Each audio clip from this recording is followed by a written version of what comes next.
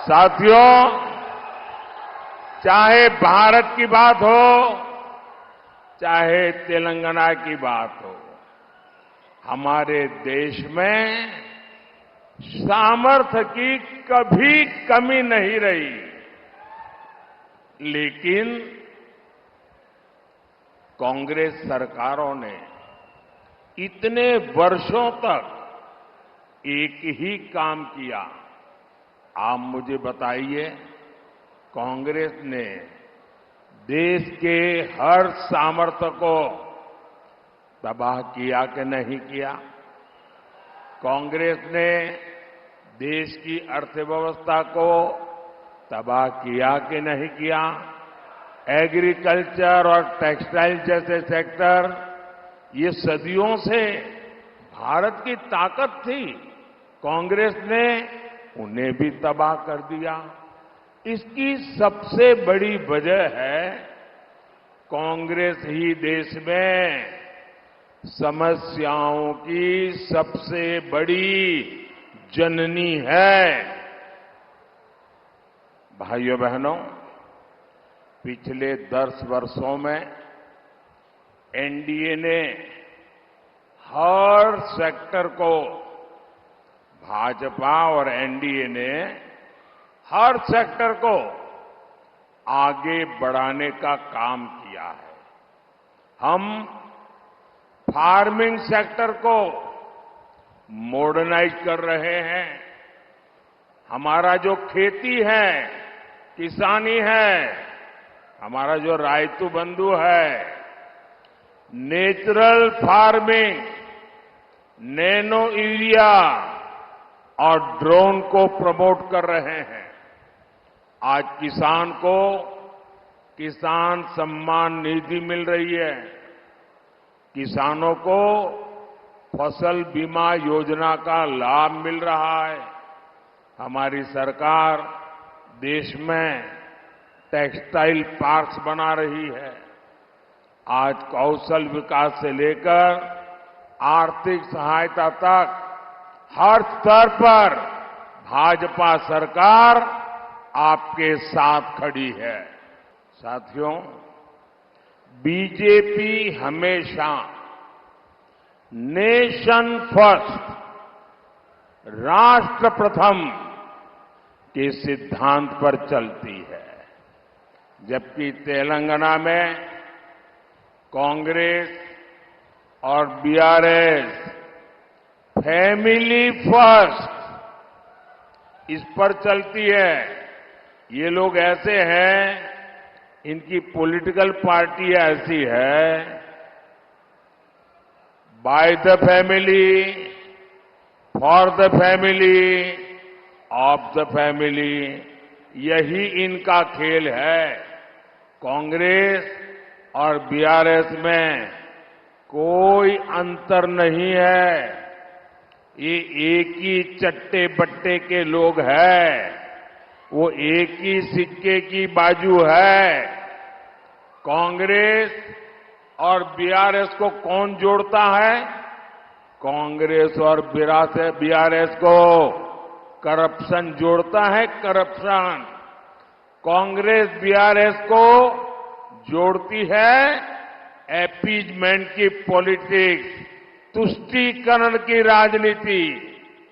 कांग्रेस और बीआरएस को जोड़ती है इनका जीरो गवर्नेंस का मॉडल। इस गठजोड़ से हमें मिलकर के तेलंगाना को बचाना है। साथियों, हमारे तेलंगाना का गठन हुआ तो आप सबने बीआरएस पार्टी पर भरोसा किया था। उस समय वो टीआरएस थी। अपनी फैमिली के लिए बीआरएस ने तेलंगाना की सारी फैमिलीज के सपने तोड़ दिए। कांग्रेस का भी यही इतिहास है। आजादी के बाद देश को कांग्रेस पार्टी से उम्मीदें थी, लेकिन कांग्रेस ने भी रास्ता क्या चुना? Family first.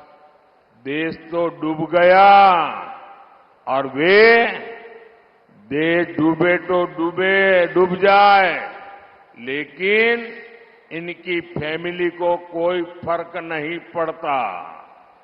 फैमिली फर्स्ट की इसी नीति की वजह से कांग्रेस ने पीवी नरसिम्हा राव जी का भी अपमान किया।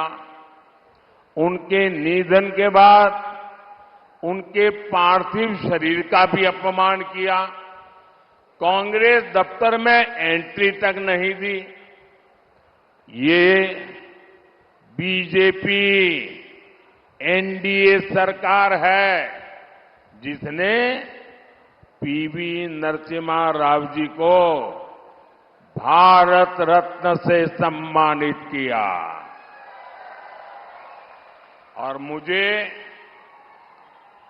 मेरे लिए बहुत सुखद है कि कल ही मुझे उनके पूरे परिवार के साथ मुलाकात करने का, पीवी नरसिम्हा राव जी के बारे में बहुत कुछ सुनने का सौभाग्य मिला। बहुत देर तक उनके परिवार की दो तीन पीढ़ी के साथ मैं बैठा। मैं गर्व महसूस कर रहा था कि एक परिवार ने, नरसिम्हा राव जी ने देश के लिए कितना कुछ किया और कांग्रेस ने उनके साथ कैसा व्यवहार किया।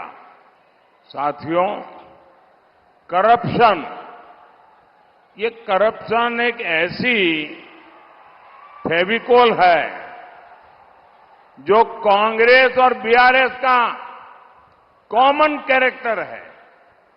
ये दोनों एक दूसरे पर भ्रष्टाचार के आरोप लगाते हैं, लेकिन बैकडोर से दोनों ही एक ही करप्शन सिंडिकेट का हिस्सा है। आप मुझे बताइए, बीआरएस वाले कांग्रेस पर कैश फॉर वोट का आरोप लगाते थे ना, लेकिन जब तक वो सत्ता में रहे कभी जांच करवाई क्या? कांग्रेस विपक्ष में थी तो बीआरएस पर कालेश्वरम घोटाले का आरोप लगाती थी या नहीं लगाती थी? ये आए दिन हंगामा भी करते थे, लेकिन इतने दिन से तेलंगाना में कांग्रेस सरकार है, इन्होंने कालेश्वरम घोटाले की कोई जांच अभी तक नहीं करवाई, क्योंकि दोनों एक ही करप्शन सिंडिकेट का हिस्सा है।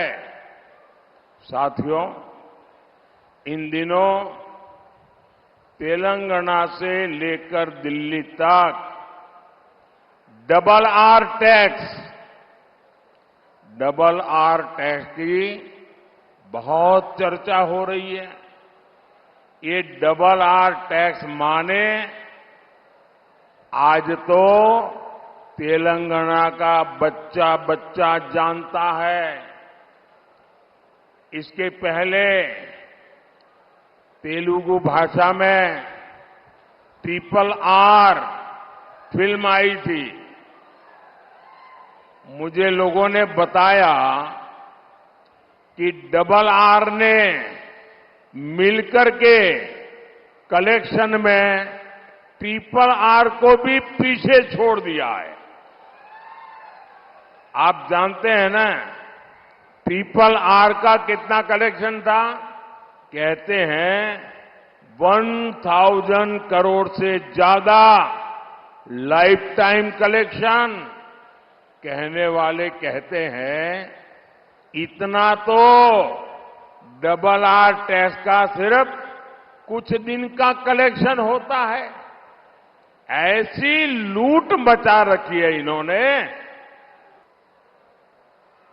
ये डबल आर, एक आर तेलंगाना को लूटता है और लूट करके दिल्ली में दूसरे आर को देता है।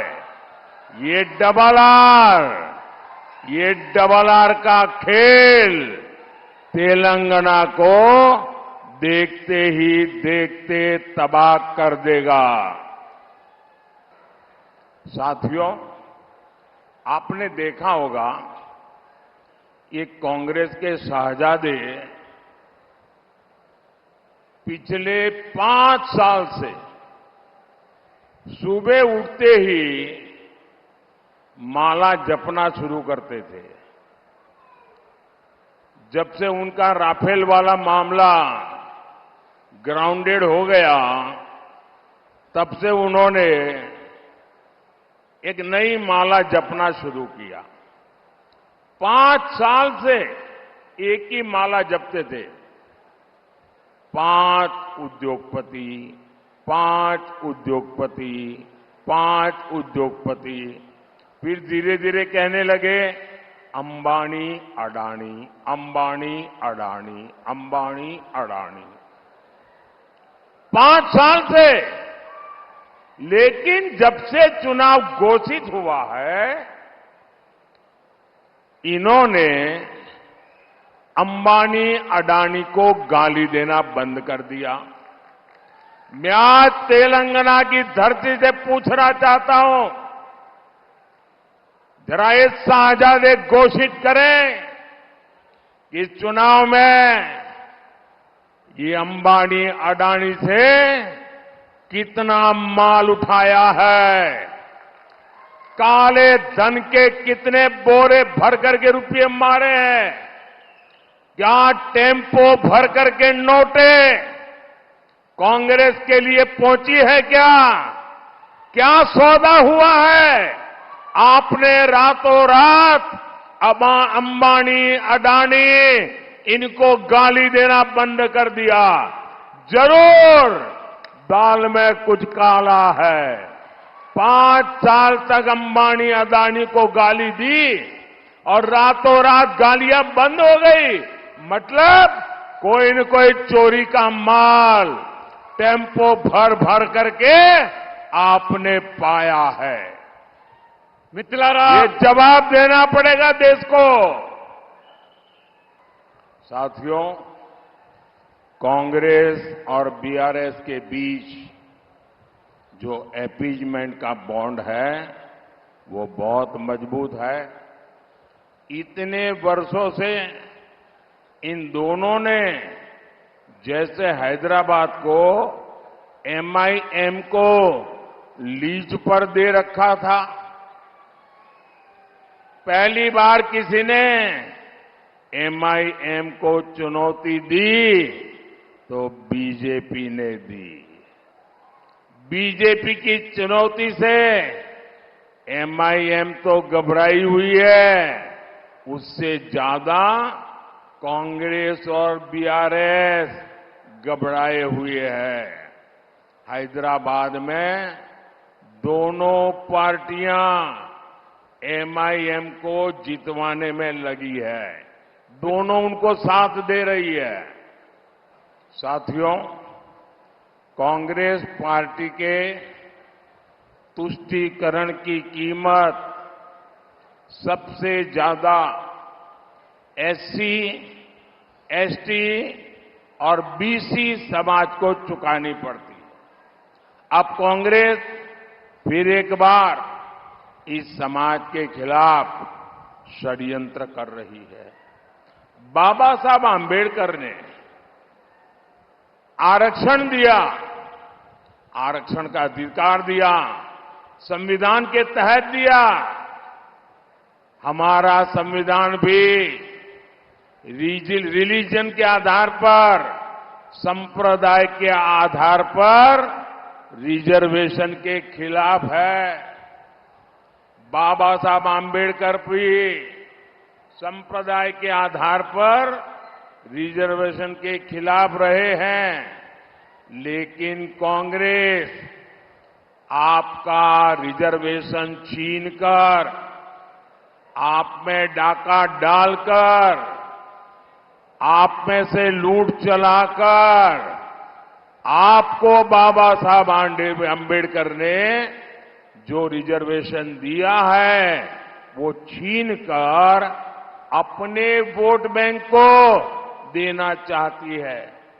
कल ही इंडी एलायंस के एक बड़े चेहरे ने खुलेआम कहा है कि मुसलमानों को रिजर्वेशन देना चाहिए, और वो कहते हैं सिर्फ देना चाहिए ऐसा नहीं, पूरा का पूरा देना चाहिए। यानी एससी, एसटी, बीसी समाज को आज जितना रिजर्वेशन मिल रहा है ये छीन करके, पूरी तरह छीन करके मुस्लिमों को देना चाहते हैं। इसलिए ये लोग मादिगा समाज को भी उनका हक दिए जाने के खिलाफ है। साथियों, हमारा तेलंगाना संस्कृति और श्रद्धा वाला राज्य है। अयोध्या में राम मंदिर बना,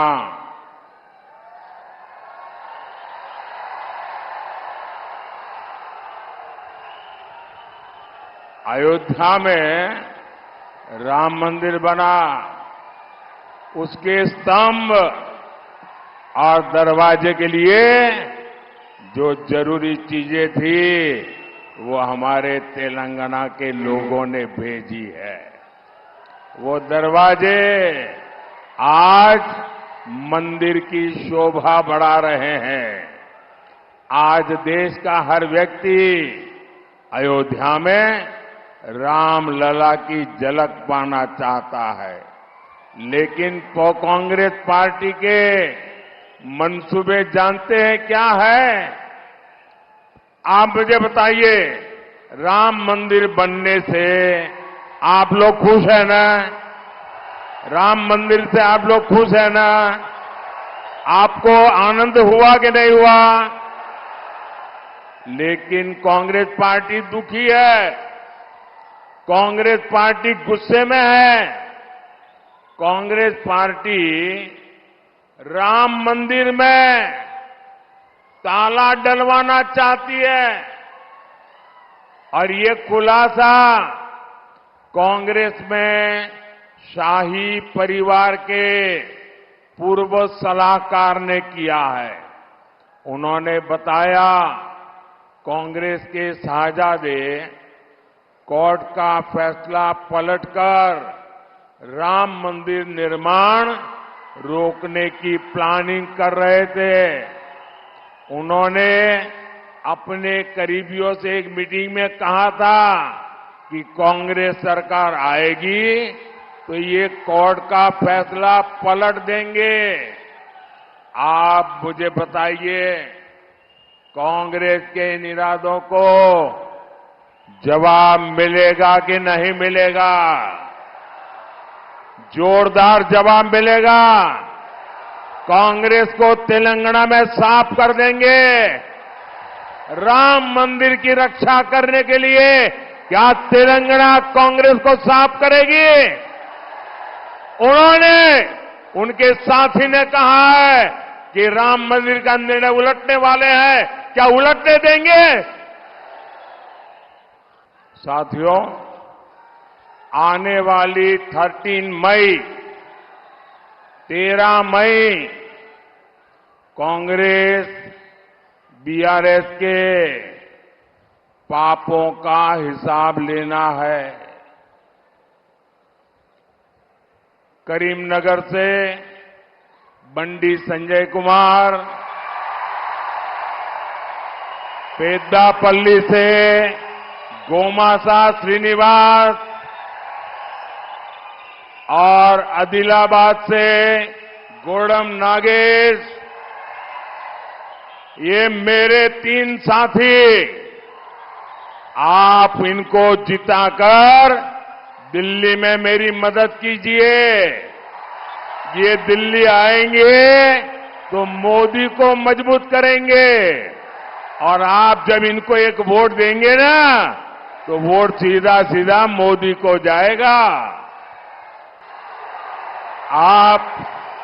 आप ये तीनों कमल भेजेंगे, मुझे जवाब दीजिए, आप ये तीनों कमल भेजेंगे, मतदान ज्यादा से ज्यादा कराएंगे,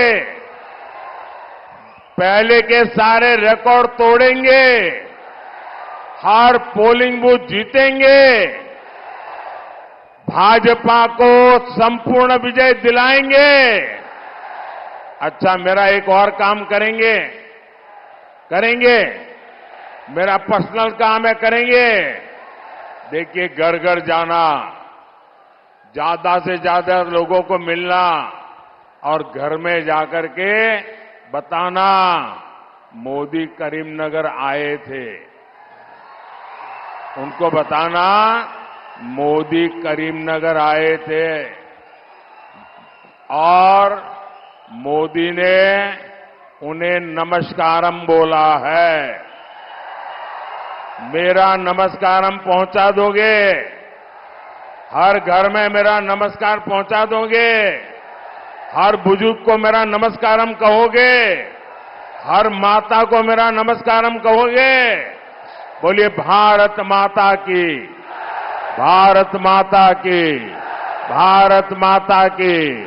बहुत बहुत धन्यवाद। For more of such videos, do like, share and subscribe to ET Now Swadesh.